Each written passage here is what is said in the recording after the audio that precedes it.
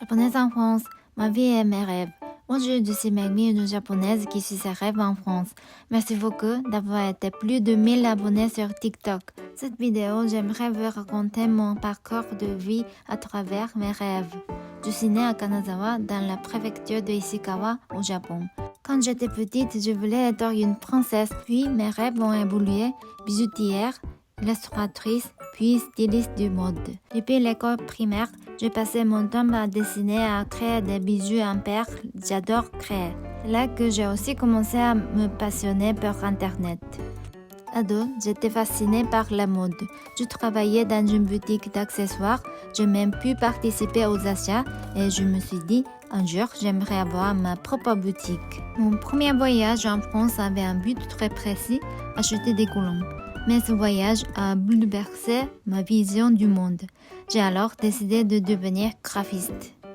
À l'école de graphiste, pour mon projet de fin d'études, j'ai créé ma propre marque de colombes. C'était le moment le plus joyeux de ma vie de créatrice.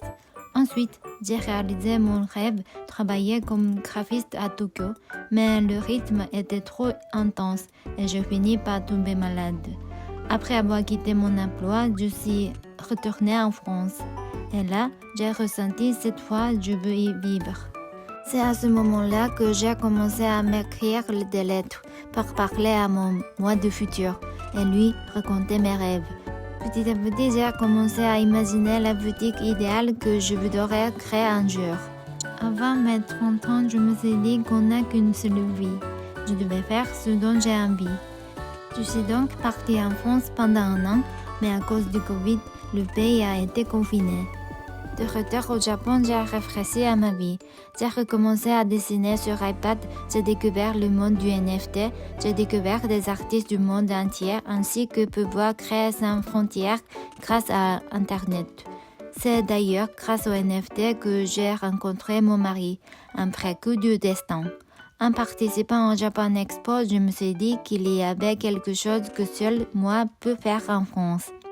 En 2025, je suis installée en France. Mon rêve aujourd'hui, c'est de vivre de mes créations et d'ouvrir ma propre boutique à la fois galerie et café, où les gens pourraient se rencontrer, partager leurs rêves et leurs passions.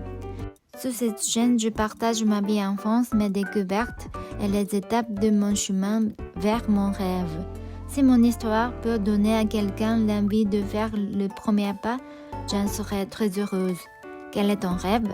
Goûtez la vie, à très bientôt!